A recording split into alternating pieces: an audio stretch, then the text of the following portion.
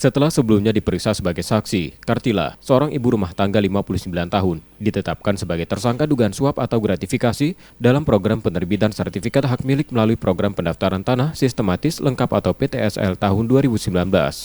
Pada kasus ini tersangka memberi suap atau gratifikasi pada dua oknum pegawai Badan Pertanahan Nasional Kota Palembang, J dan AZ, agar sertifikat tanah seluas 200 hektar milik tersangka terbit melalui program penerbitan sertifikat gratis tahun anggaran 2019.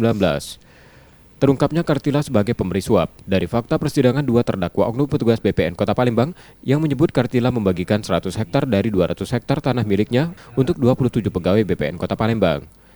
Dua oknum petugas BPN Kota Palembang J dan AZ sendiri divonis masing-masing 4,5 tahun dan 4 tahun penjara.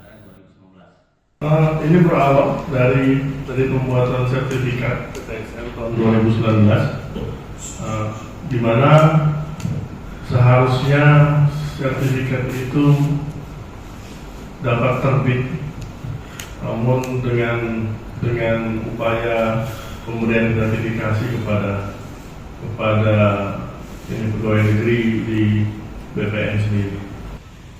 Tersangka kini ditahan di Lapas Perempuan Palembang untuk proses penyelidikannya.